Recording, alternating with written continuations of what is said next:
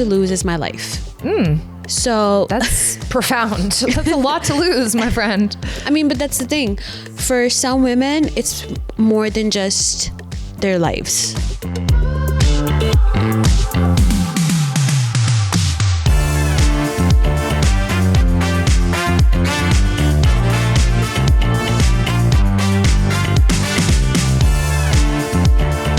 Yeah, it's definitely a wild time to be alive. It's a wild time to be alive no matter what your gender is, but it doesn't make it any easier that we as two genders, we're talking men and women, we're just not on the same wavelength. We're not even on the same planet anymore.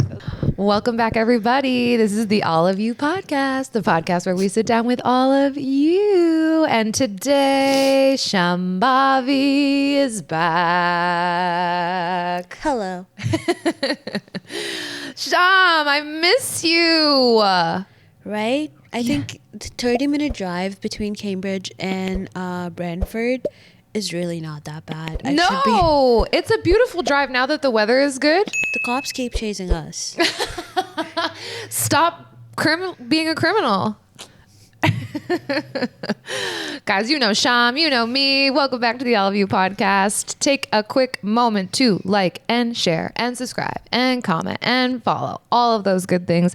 It helps the algorithm as we are trying to grow the All of You podcast platform on all social media sites. Sham, let's talk about how the world is burning to the ground. Right? Like, actually. Remember when they used to say you're going to go down south? Yeah. And now that you go down south, it's actually hell? Yeah. Yeah. I don't understand. No. I just have been telling everyone that I think the earth is tilted on its axis. Right now, my favorite question to ask people is like, if tomorrow the world was going to end and you had like the liberty to do anything. What would you do? What would you do? And I don't know if it's just my friend circle that's really disturbing or what, but like they just keep saying shit like, oh yeah, I will be one of the first people to go and like rob stores. I was like, the world's ending though. What do you need stuff? You don't need stuff when the world is ending. Yeah, and at that point, I'm like, you know what? Hell yeah, let the world end. Yeah. Because like, if people's primary response is to go and steal shit, very messed up. Very messed up. That's It's even always, more. It's almost always. Never mind. I can't do that here. She stopped herself in her tracks.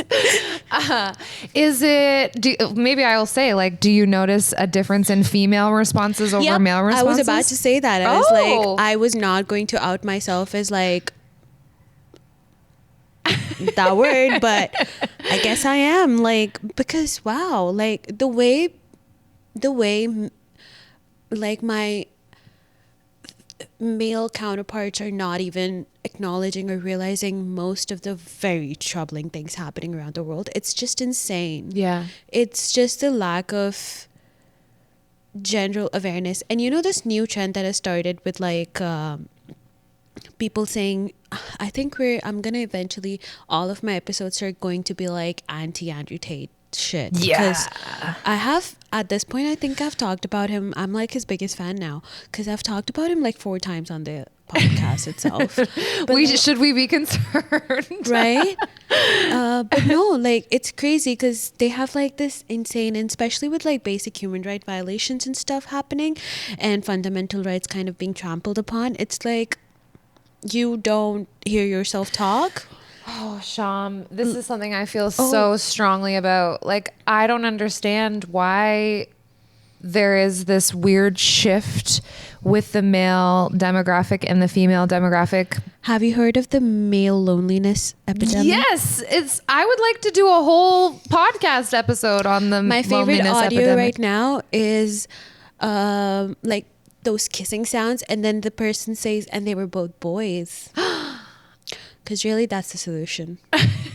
Just let them be together, right? Because we can't be with them. No, I think it's just insane because I understand that. And on a very serious note, though, I understand that after COVID, there was like this lack of, community and camaraderie and the connection that people were feeling. But I understand. But at this point, to shift, and it takes, I guess, a single orange man to change the narrative, but like A single orange man.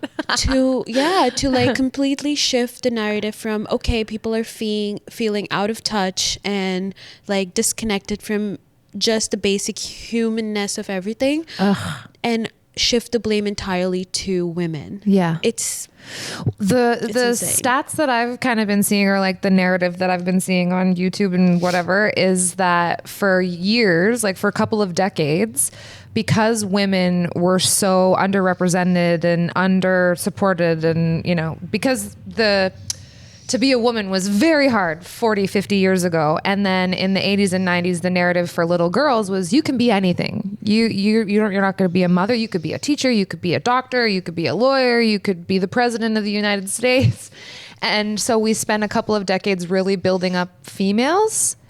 And now the narrative is like, well, we spent so much time building up girls that boys now feel like I don't know, that there's not like an equal sort of opportunity now for boys. You know, when people say that stuff, like there are two ways to be successful.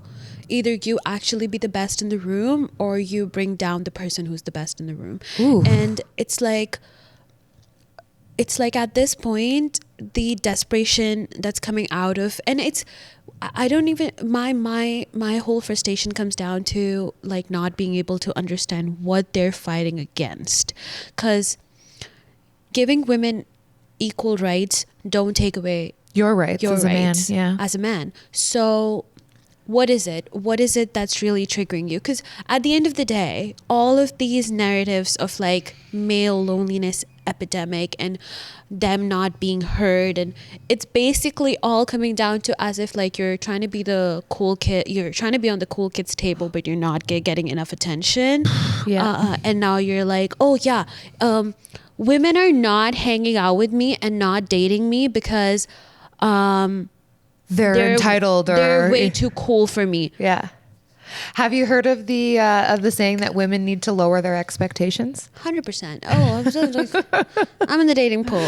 So hi, girl. I mean, not really, but like I am terrified to enter back into the dating. It's insane pool. though, because us, like, just on a very normal, not saying romantically or anything, even just like a basic human association with the other person, you need to have like, you know, some basic kindness and, you know, the basic, very basic things. I'm not saying, oh my God, you gotta have money and six figures and be 6 foot. No, I don't give like, a shit about that. You yeah, need to but make me like, laugh. You need to be thoughtful. you need to be funny. Funny You need to is have like a bottom basic line. level of human intelligence and empathy in you. Yeah. But like all of these emotions are so beyond them, and somehow, as much as they want to say that they're not dramatic and they're not overly expressive and they're not able to show and, you know, express their emotions, at the same time, look at them go. Yeah. I had a very weird situation happen to me in the fall where this guy had, you know who I'm talking about? I had a conversation with this guy on LinkedIn, like whatever, and I'd gone, you know, to meet him on campus, and I was just being kind. Like I was just having a kind conversation, and we were just, you know, shooting the shit and talking about what was happening in the college sector and whatever. And it's like you can't be nice to a guy because they think that if you're being nice and polite that you're hitting on them, or that they have some kind of like now invitation to want to date you just because you've been nice to them. 100%. And I think and I say this again from a very point of I say this from a point of privilege, that I think the biggest way we would be able to maybe get out of the situation unharmed, or even like with the least possible damage, is for women in position of privilege and like a standing to take stand. Yeah. Like, and I say this with, What does that look like? I think I would give my own example. In my head, all I have to lose is my life. So That's profound. That's a lot to lose, my friend. I mean, but that's the thing. For some women, it's more than just their lives. It's more than just their lives, and it's saying something. But like, I feel like people coming from a point of privilege with platforms, with a country that's still, at least for now, protecting their rights and giving them a platform to speak up and have all of these other communities being represented, still have a chance to like speak up and be very vocal about it and fight for these communities and classes.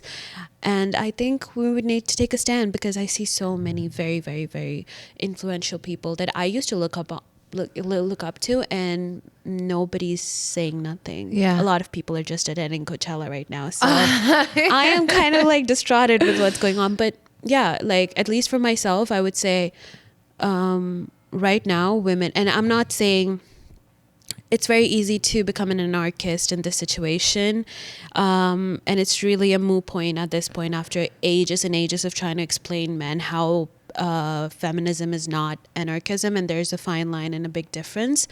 I think it's hard to, and it's kind of unnecessary to explain this to men, because a Google definition would probably do that for them.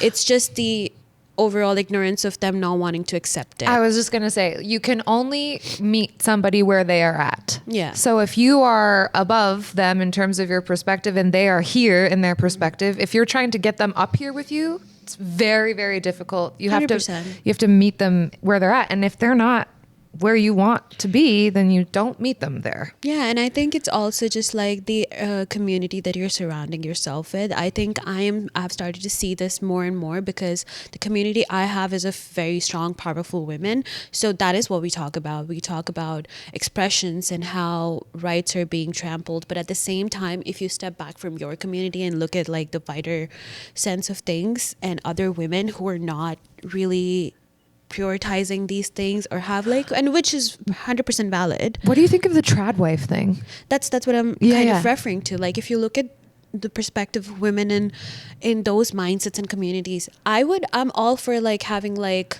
a dynamic between you and your partner, or you yourself as a person, to understand what you want in life. And if that's what you want in life, great. But you were doing that because you were being influenced to, and not because it's a valid choice. If you're telling me that you want to spend the rest of your life in that situation, 100% go for it. It weirds me right But out. my only concern is that a lot of people lost their life, and a lot of people fought for ages and ages to come out of that. So right now, to glamorize it, which I kind of, in my theory, is this is not being glamorized by women, this is being glamorized by men in power. Yeah. So unless it's not your choice, I wouldn't like support it. You want to know what's insane? Women literally could not go to the bank and get a business bank account until 1983. That's what I'm saying. Women literally could not go to the bank without a man to co-sign with them to open a business bank account and to get a credit card. I don't even want to look at history right now, because I feel like it takes away from all the efforts that was put in, and kind of like, you know, because people fought for it and they fixed it. Mm-hmm. And I would want to remember history by saying there was a problem, it got fixed. I want to like focus at the present and just say that somebody from a hefty research background, there are research grants with words like female and women being removed from the grant applications. This is insane. So I have a girlfriend of mine that I met when I was traveling, and she lives in Boston. She also is a teacher, and in the States they're having to literally change the names of all of their courses. So any course that includes any kind of DEI terminology or anything, just in the name of the course, they're having to change the entire curriculum to have it not represent DEI at all. That's insane. And I'm saying this with all love and everything. There is not evidence of a strong empire and kingdom and the world where women who were underpowered and not given value and degraded or not treated human ever succeeded. No. And what I would love for, and it's so wild to say, and I'm sorry for the man in this room right now. There is a man in this room. But like I can put like my will in on a debt and say every man around me, if I start having a conversation with him, would say something so profoundly Audacious.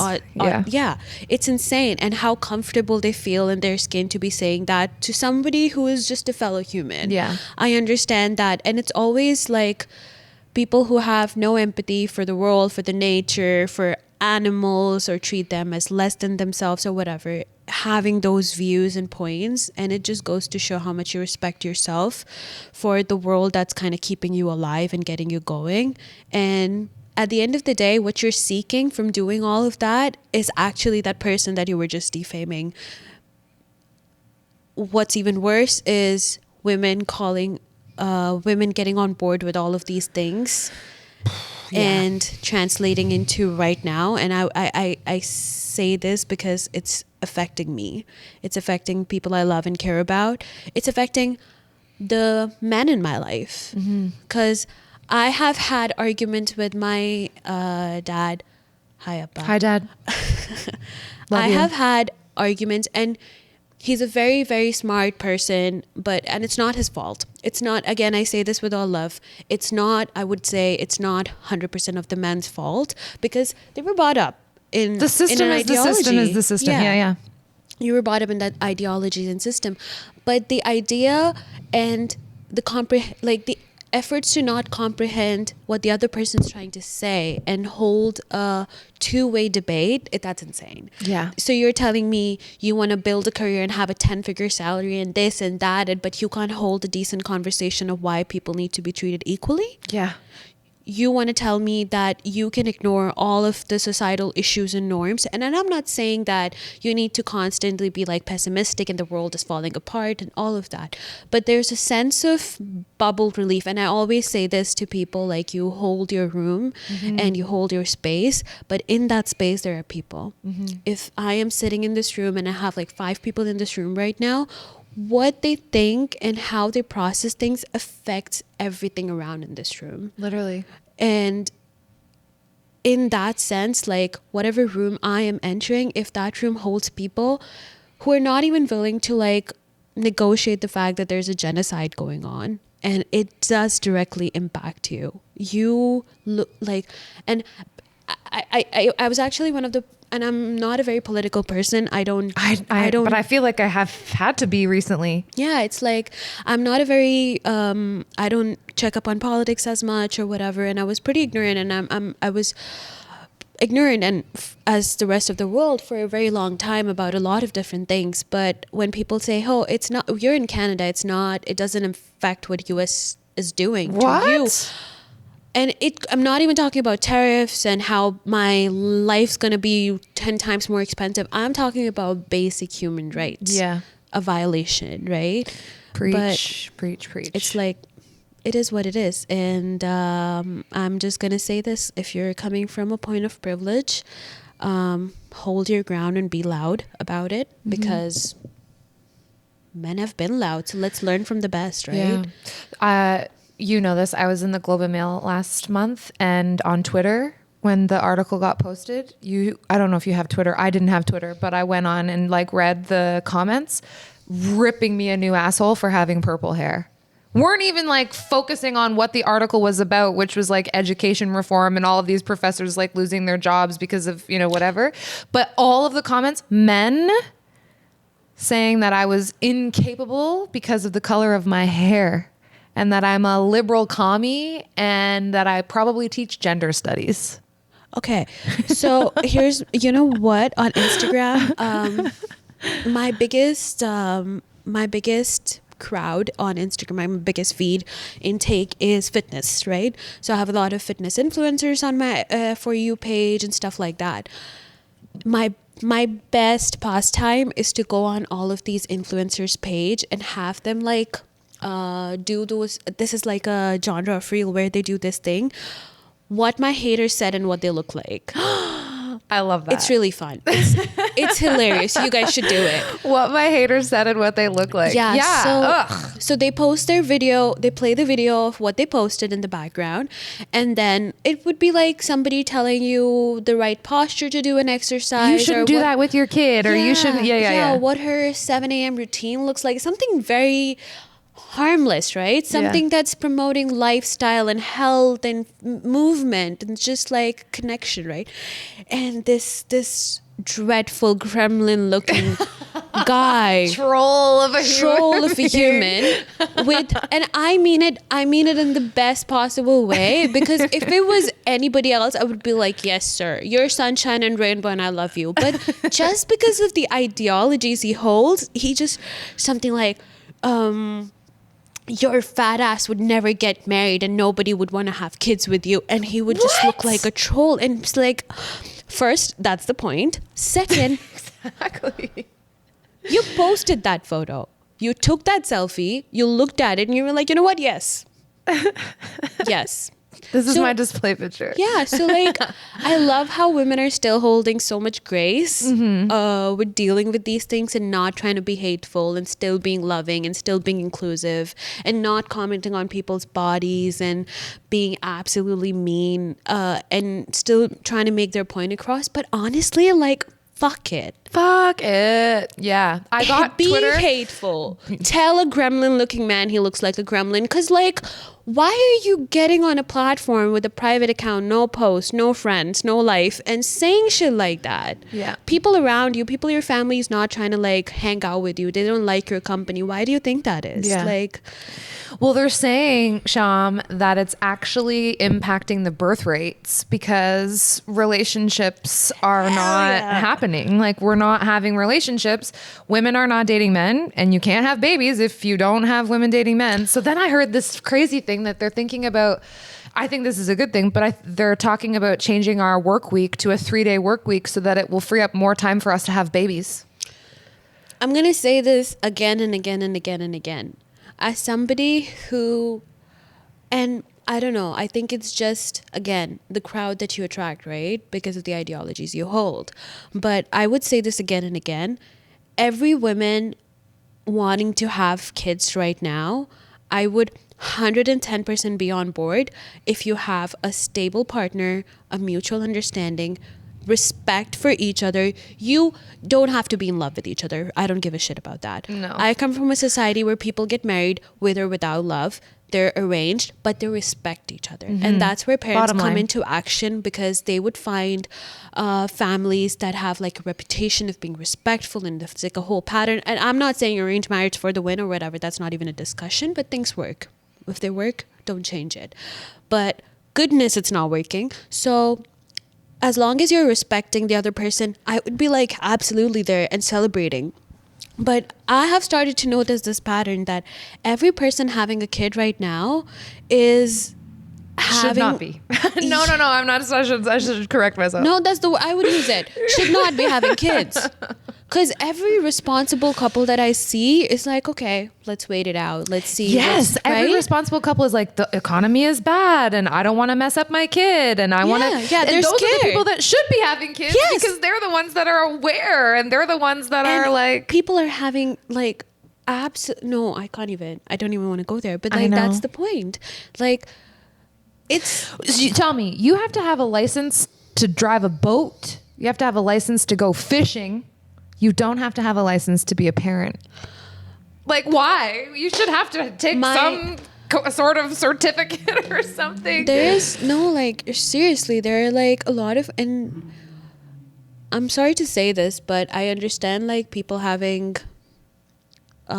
maternal instincts and paternal instincts, and they want to have like an offspring to take care of and pass on there's got to be more than just genes, because look at yourself, right? Yeah, Like we're all they're- just trolls at the end of the We're all day. just trolls. Like, I have a fat nose and somebody has a big toe. Like, it has to be more than just genetics. So it has to be values and things you believe in, and to make sure that that gets amplified. Nature 'Cause you versus nurture, baby. Yeah, because you're getting on Twitter and speaking cry out loud of whatever your misogynistic opinions are. So I'm understanding it's more than just the genetics.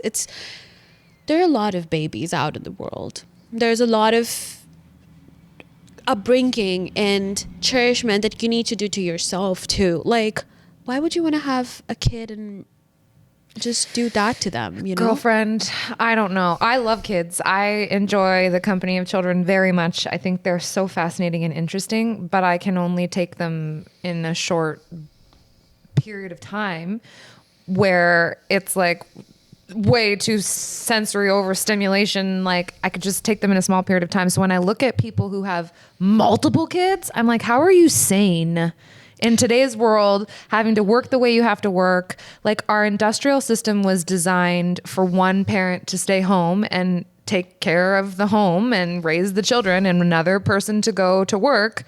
But now as women, we're not only expected to also go to work, but we're also expected to do all of the things around the house and raise the kids and be the primary parent and all of those things. It's like, how do you have 4 of these little things running around while also doing everything else? I'm going to say that as much as that's a problem, I don't agree. And I think that is something as a fundamental we need to work on, because I think that's the basis of the argument in the room with misogynists right now. They're like, this is not the system. The system won't run if both parents are out right now.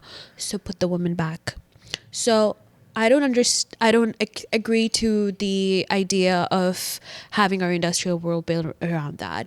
I think we're not even in the industrial system anymore. We're in the digital age, and everything should be changed. Yeah. So there's like this drift of change. There's just I think people have started to realize, and women especially, and I'm so very happy about this, is the idea of community is coming back, at least in the minds, in the rooms with women. Yeah. And they have, I think if our podcast ever goes to the States, Trump is just going to have a heart attack because the number of times they've used the word women. But yeah, no, like I think it's becoming a very, very prominent, and I'm seeing so many different, and to all the ladies out there are so many different pages and communities getting built up that are centered and run and operated for women by women. And it's amazing because they're giving you this community to grow, whether it's in your career, whether it's your hobbies, whether you want to get somebody to like go out on those cutesy little dates with.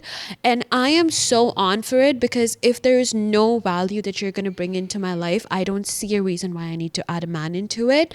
And 100% there's like this amazing villages being created that are centered around women. And I'm you hear so many women saying like, let's just buy a compound and all just move to the compound and just raise each other's children and just have a little cottage. Like each of us has a tiny home on this 10-acre plot of land. Like I agree with you. It's beautiful to kind of see what's happening with feminism, not in a political way and not in whatever, but it's beautiful to see that community coming together. As much as the world's burning down, it's absolutely beautiful what's coming out of it. Because, like, I love that. Like, we know that feminism was never actually stopped, but just the ability for women to be like, feminism is this, and she just be like, you know what? Fuck you, and go ahead and do it anyway. Yeah, I'm very on board. You are the person who taught me about the concept of third spaces. Yeah, last summer. You were like, no, third spaces. And you were like ahead of the curve, because now in 2025, we're hearing so much about this concept of third spaces. And just for anybody that's listening, maybe if you don't know what that means, third space is not work, not school, not home, but I guess it's a fourth space if I say those 3 things, but it's not work and it's not home. So you, back in the 90s and the 80s, 90s, 50s, 60s, you would go to the coffee shop, you would go to bowling, you would go to the pub, you would go for clubs, and you would, when I was growing up, I was in every kind of club, like every kind of club, every kind of whatever. And somewhere along the way, this concept of going to a physical space, I think it was starting even before the pandemic, but obviously the pandemic like launched that full tilt into whatever. So we stopped communicating and being amongst kinfolk in real physical spaces, and now we're craving that more than anything. Yeah, I think because I've always lived in like a military establishment, kind of like a campus and stuff, I've had that, and I think it translates again. I'm not, don't fact check me, but it would probably like if you think about it, would translate way back into like when people were fighting wars and shit, right? Because they had this military concept established back then, which now translated in colonism, blah blah blah blah. And but that's what I'm saying. Like me growing up in that setting had, yes, school was something. And it's so funny because I know a lot of my very overachieving friends, they would say things like, yeah, my parents focused a lot on my grades, but my parents never did. Like they would always be like, yes, grades are important, yes, they're like the way people mark you up, but that's not it. No. That can't be it. That's not all you need to focus on. You need to focus on a lot more. So growing up, and it was such a, I think when people say, oh, what was the culture shock for you? It was not Canada per se, but it was coming out of those campuses and starting to live in like outside the campuses, it was civil area, we would say. But yeah, and understanding that all people ever did was go to work, come back, try to recover from work, and go back to work. Yep. And then you have 2 days on the weekend to do all of your chores and all of your laundry and groceries, and it's insane. Maybe you have time on Sunday to have a little family dinner. It's insane because military is the most efficient model out there, functioning 100%. To its profound efficiency, they have insane hours too. Like I remember my dad going for like 4:00 and then having like a night flying, and it's like a lot of things, right? But at the same time, it's one of the most efficient models, and they were still able to prioritize so many.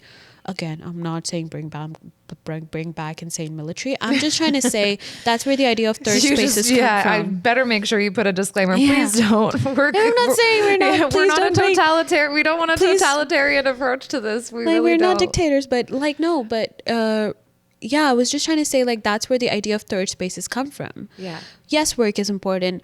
Yes, home is important, and self-care is essential, but you wouldn't want to unwind from a happy space. No. You don't unwind from sleeping. You don't unwind from napping or having a good movie night by yourself, but you unwind from work. Yeah. So you don't unwind from the gym. I have not seen people unwind from the gym. I can't wait to go home and unwind from my workout. Yeah. Right? People don't do that. So these are the happy spaces that I think needs to become the norm a little bit more. Yeah. And I understand this is such a privileged thing to say though in this time right now. But it's like, I know I feel very hesitant to talk about these kinds of topics because I'm afraid, and I shouldn't be afraid, but there's just, I think something that is so deeply ingrained in me just from how the fear of era that I grew up in and stuff. Like, I think that's what I was saying before. I feel like there are a lot of women and people in general that I see are sitting in very influential places being very scared of. I think we discussed this the last time we were doing the Sonar Network one too, because I was like, what is your stance on like, and I asked this to every person that I see with a power to influence a community, right? Because like, where do you stand with and I know everybody has an opinion, everybody has a stand, and everybody thinks about whether something. You're able to blurring it out being loud not. About it, because I know everybody's so loud about so many different things they believe in, but what about fundamental human rights? Why are we so quiet about it, right? Yeah. And I think I know my generation is very loud. Oh, I can't wait for you guys to take over. I can't wait for you guys to be old enough to take over the world. It's coming. It's a couple years away. You guys your frontal lobes have developed. You're like right on the cusp of taking over everything. No, but like I'm very surprised when people are not saying anything. They know what's going on, and they're very quiet. Like everybody has platforms. I have a platform right now, so I'm like yapping. But yappa. But people have social medias and influence on people that look at their content throughout the day. And whether you believe it or not, the reason why you're showing up on their For You page is because that's the content they engage with. So imagine their content creators making a change and drifting the narrative to be like, you know what, you don't have a fucking choice, but you need to stand against like violations of fundamentals, right? But yeah, it is what it is. Matcha is pretty good. Yeah. it is what it is, right? I feel like if I spend too much time thinking about this shit, that it makes me very depressed. I won't say, again, that's where I come back to, like, it's not about the pessimism of it all, that things are falling apart and the world's burning down, but it's about this has been done. There's been a blueprint of women fighting for rights. I don't sulk about the fact that the world's burning down, but I do acknowledge and constantly advocate for the fact that I come from a platform that can tell people to fuck off. How many women do we think can do that around the world? Not that many. Not that many. Not that many that have the courage. Not that many. Like, yeah, not many. Not even the courage part of it, just the privilege part of it. How many women are not getting, like, shot because Of their opinion. oh, fresh opinion. In Afghanistan, you can't even speak. So, let me put that out there. Woo! Shama Lama. I can't believe we went down this route, but I'm glad we did. No, don't say sorry. I'm happy. I'm very happy. I'm already thinking about what I want the name of this episode to be, because I think it's important. I agree with you. 100% I agree with you. And I wish that I could feel more comfortable talking about those taboo things. Like, I felt so icky with the stuff that was being said about me on Twitter that I got a stupid Twitter account and went on and said, like, imagine caring more about the color of my hair than the systemic issues that are happening in our education system. Like, what fucking difference does it make the color of my hair when the world is literally burning to the ground? These people are not getting hurt. Their opinions are very invalid in their real life. Mm-hmm. All of these men commenting very vulgar things on women's Instagrams and social medias, and I'm not going to, like, a very profound article, but I'm talking about basic posts, right? Just people sharing their lives and storytelling and then getting their assholes ripped open for it. You know why my Instagram doesn't have that? Because my community right now is people that I know in real life. But I won't be surprised if I see men that are already on my Instagram commenting something stupid and vulgar on a women's page that they don't know. I maybe I shouldn't talk about this. We can edit it out if necessary, but I want to say this to you. In my long-term relationship, I remember one time sitting on the couch together, and you know when you're like, his phone was on so I could hear what he was paying attention to, and it was some Andrew Tate thing, and I was like, what is happening? Like, why are you listening to that? And me sitting there thinking, like, my partner, like, even this person that I'm supposed to share my life with is, like, because of it shows up in his For You page, but he stopped to watch it. Do you know what I mean? Like, and this is not somebody that, you know, I wouldn't have said, you know, in the beginning of our relationship that he had any of those misogynistic or whatever characteristics. But the more that I think he was inundated by that content, I started hearing him, like, say things that were in alignment with that school of thought. And I'm going to sound like such an asshole, but it's almost as if you're a toddler who's able to get influenced so easily. Yeah. Having no opinion or holding no stance of your own, because you're surrounded by really powerful women. So, and I don't know if you guys have, like, we have people in the back, by the way. I'm not talking to walls. But I don't know if you guys have, like, heard about this thing, like, men who come from a family of women are always more eager to listen. And they're always giving you the space you deserve. And as much as that's true, it's also very true that the moment they come out of that house and they come into a uni setting, like, with all the men around them, they're just that fucking quick to switch up. Mm-hmm. Why? Because it's the content that's going out, and it's only because of the tolerance of women. And it's very true the other way too. If the women in the family are accommodating, I don't say don't be accommodating to your partners. I'm not preaching shit. I was just going to say, what about boy moms? That's what I was saying. Like, women who are accommodating, women who are not putting the value on themselves. And I think that's where the whole idea of the epidemic is coming from, because women have started to put value in themselves, listening to less bullshit that has nothing to do with men. I'm not telling him to not wear a purple shirt because I don't like purple. right? Sorry, Chirag. But like holding my values, that if Chirag comes to me and says, Sham, that shirt that you're wearing, I don't like it, I'd be like, and? Yeah. What's your point? But he wouldn't ever say it to your face. He would not you shrug. But the hypothetical human wouldn't ever say it to your face. Yeah, they would type it. It's to the you. accommodation, and I love my mom. Okay, I absolutely love my parents. They're amazing parents. But at the same time, I have had multiple, if not billions and billions, of arguments with my mom where she would let something slide. She would let I'm things not very good at slide. that. Whether it's just between her and my dad, whether it's, and again, love Papa. I'm sorry. I'm you, not Dad. attacking you. But I'm just saying, like, the amount of things that, you know how when women are driving and you're sitting with somebody, either I'm the driver. That's more funny. Because if I have like a guy sitting next to me, and it's, even with my girlfriends, actually, I have had my girlfriend sit next to me when we were driving, and somebody was driving really stupid in front of us, and I was like, the fuck, what is this guy doing? And the guy I'm using there is a very generic guy. Like, it could be a woman, it could be a man, whatever, the driver, right? But hey, you guys made the world, you made all of the cool things manly, so it's your fault. But like, I'm driving in and she goes, it must be a woman, and I'm No, it must not be. my Sheila. Like, you know, it's like a loss. And these are some very stupid things that people let slide. But I have started to become really anal about it. And I've been using the F-bombs like it's candy. Feminism? Fuck. Oh. Sorry. Yeah. Well, Fuck offs. Yeah, I've been saying that a lot recently. yeah.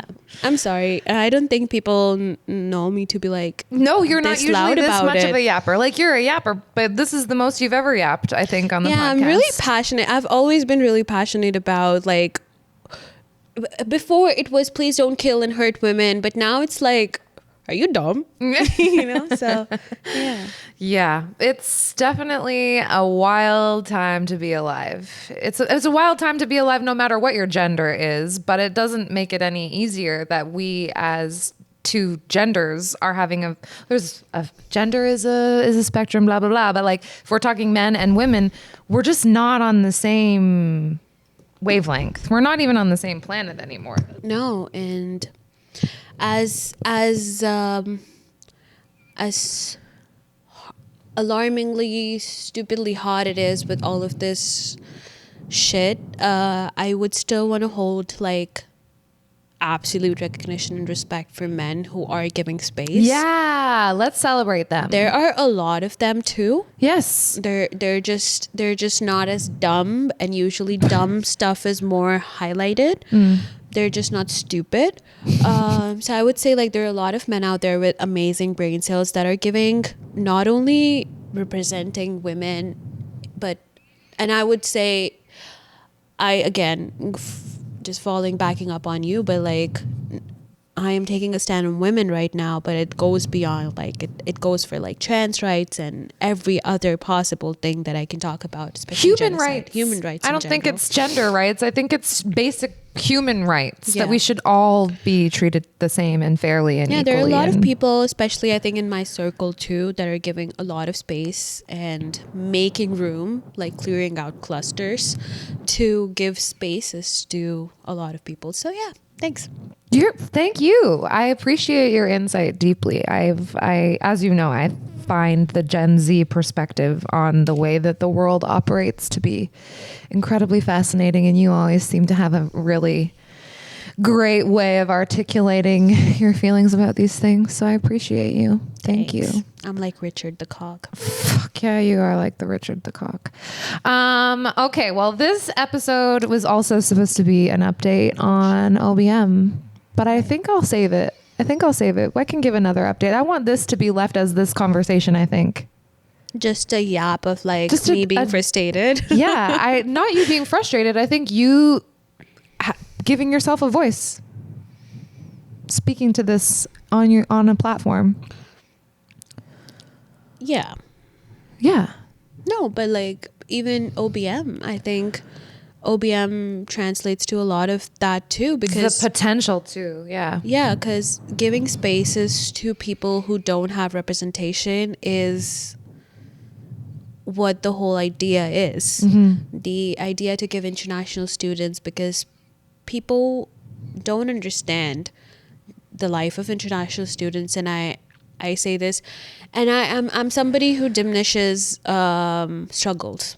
And as horrible as that sound, if there's a period of my life that I've struggled, and once I'm done with that period, or I'm like, it was yesterday, even if it's still continuing today, I won't acknowledge the struggle from yesterday as much, because it's like, sure, did it, now what's next, right? Yeah. But people don't understand that not everybody has those platforms. Not everybody can bully their professor in presentation and get onto OBM. Like, it's, you know what I mean, right? You will forever be known as the bully that bullied your way onto a board of directors.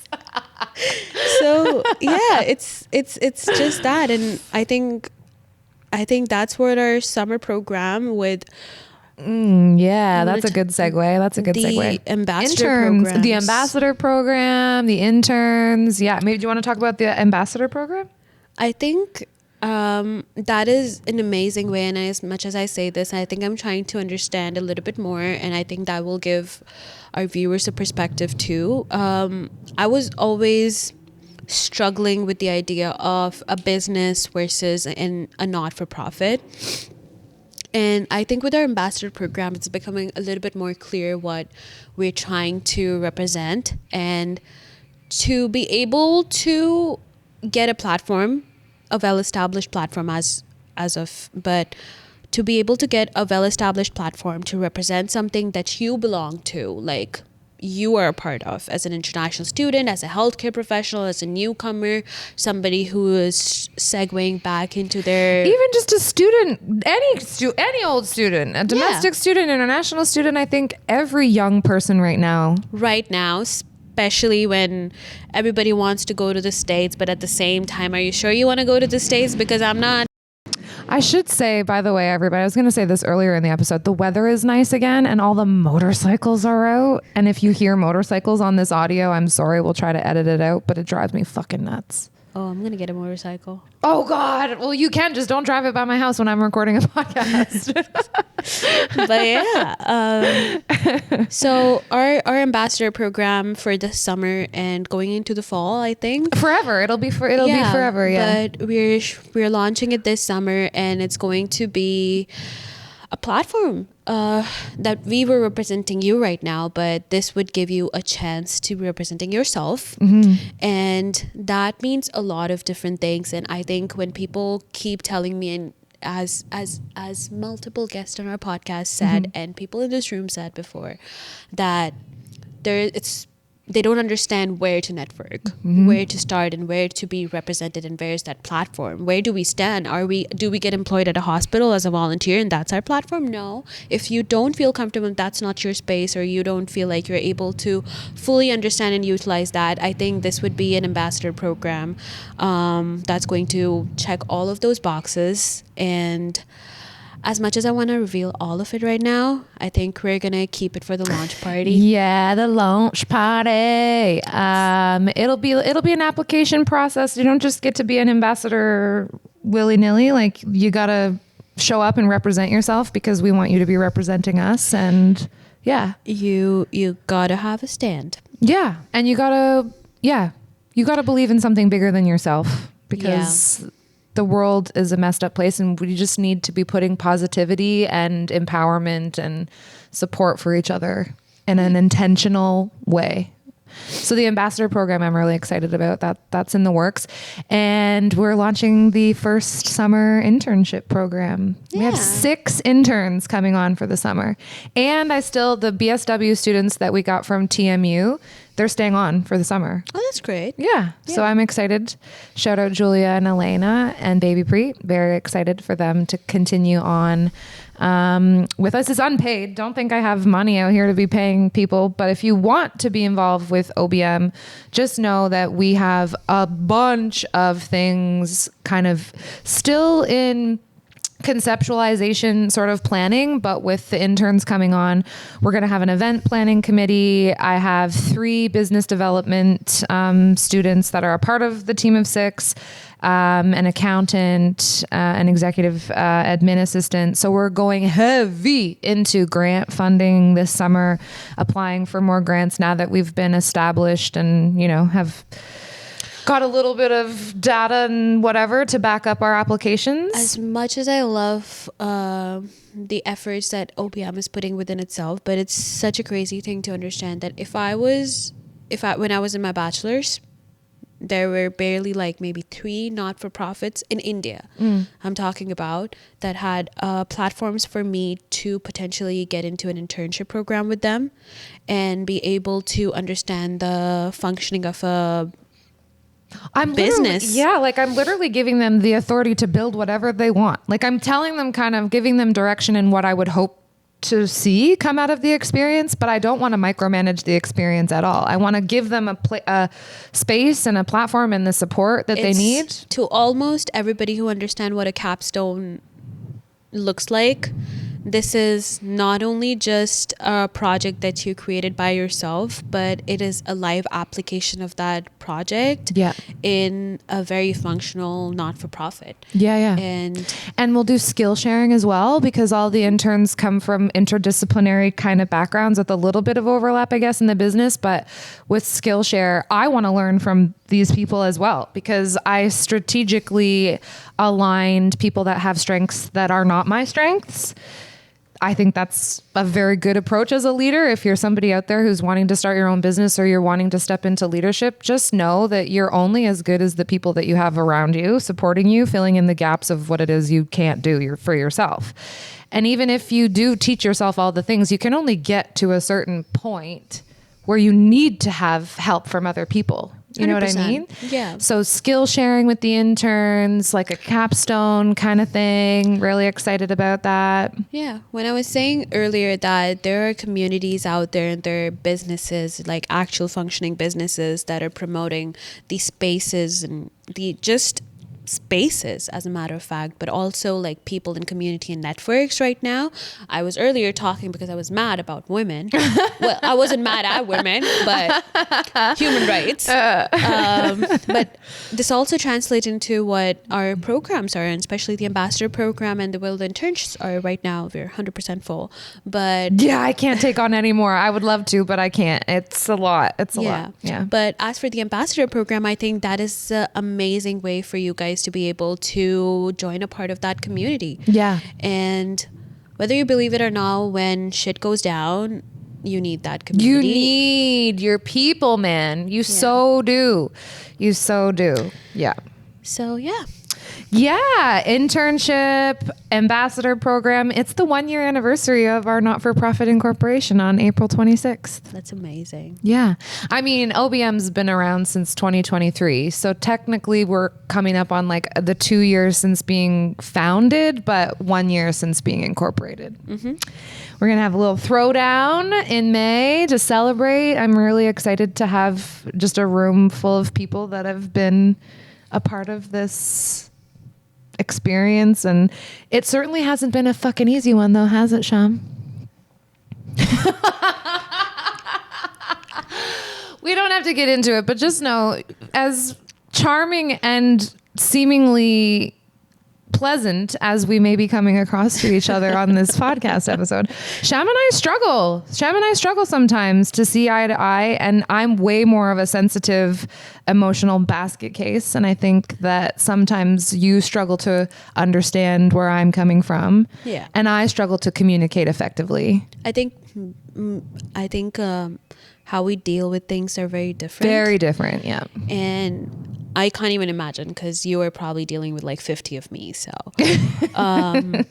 but between you and I, we have like a lot of creative differences, different ideas of, I think fundamentally, yes, we have like a common goal, but at the end of the day, we do approach things differently.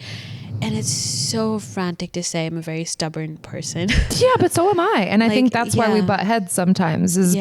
But what's the thing that I've been saying since the beginning is like, just because we don't agree with each other doesn't mean I don't respect you. Yeah. And I value your opposing opinion on things sometimes. But I guess the big thing for me was when I was identifying that we had differences in opinions, when I came to you and said, like, if you're going to have a difference in opinion or you're going to like shoot down an idea, don't just shoot down the idea, like give me a solution. Like if you're going to shoot it down, that's fine. You can shoot it down, but come to me with a solution alternatively so that at least I know that this is like, you know what's funny? It was great that we actually had that conversation because I heard myself saying that exact same sentence to my staff at work, and I was like, I understand you guys are I was like, I understand you guys are frustrated, but you're coming with problems that do not seemingly have a solution. Unless you have a better solution from what I'm offering, I don't think there is any point of like, and I was like, that's I just had a deja vu. Where was this from? Who taught me this? Who taught me this? Like, oh shit. Like, yeah, no, I understand. I was that way too. And it's just like politics, right? Like we fucking drag our politicians and whatever because we have to blame somebody for something. We have to blame somebody for our problems. But if you identify that there's a problem and you see that the person is trying to fix it, sometimes there, like you said, sometimes there are problems that don't have a streamlined or straightforward solution. Maybe it's too webbed, right?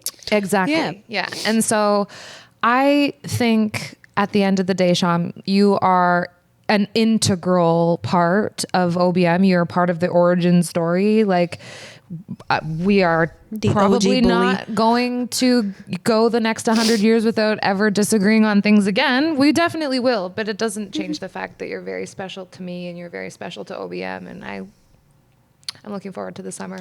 I also have this issue called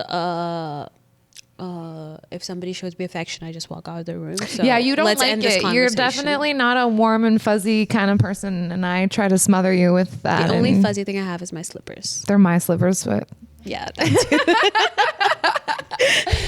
I do truly, I've said this to you before, but I feel like you're a sister to me. Like I feel like there's a sister. Yeah? Oh, well, Seriously? There you go. It's because we're just morphing into an OBM blob. We're just becoming one amorphous. My tattoos are definitely getting me there. So. Well, I think this was intended to be a little bit of a shorter episode, so I think we can probably wrap things up there. We got a good download of our feelings and kind of where we're feeling with the earth tilted on its axis situation that we're all kind of finding ourselves in right now. And I love what Robin did, and she gave like a last pointer, and my pointer is use a lot of F-bombs. And the finger, if you're ever getting a manicure, just especially get this one like a pretty shade. So yeah. Shout out to all the nail techs out there that are going to be manicuring middle fingers with like fuck on it or something from now on. You're using your power for good, your influence. Oh, you better believe I'm driving with my window down just going. Maybe this episode should be called Fuck You. Yeah, I would actually like that. It's not going to be called that. We'll get flagged on YouTube, but we'll figure out something. All right, everybody. Well, this has been a little bit more of a raw, honest, real, all of our conversations are raw and honest and real, but this is like pushing the boundaries in terms of what is politically correct, and maybe we'll get dragged for this one. Maybe Twitter 100%. I'm looking forward to maybe it. Twitter will hate us. That's okay. We don't post on Twitter. TikTok, maybe. Fans. Yeah. This is the Sham fan club, actually. At the end of the day, whenever we post things with you in it, it's always does way better. I have a theory for that. What's your theory? I can't say that on the camera. Okay, we'll talk about it off camera. All right, everybody. Well, yeah, like I said, this is the All of You podcast, the podcast where we sit down with all of you and we extend the olive branch to topics that are not always easy to talk about. But at the end of the day, it's important for us to be shedding light on these topics because who the hell else is going to do it, right? Somebody's got to. I appreciate you, Sham. Thank you. Thank you. It's been a slice. All right, everybody. As again, like, share, subscribe, follow, comment. Join a cult. Bye for now. Bye.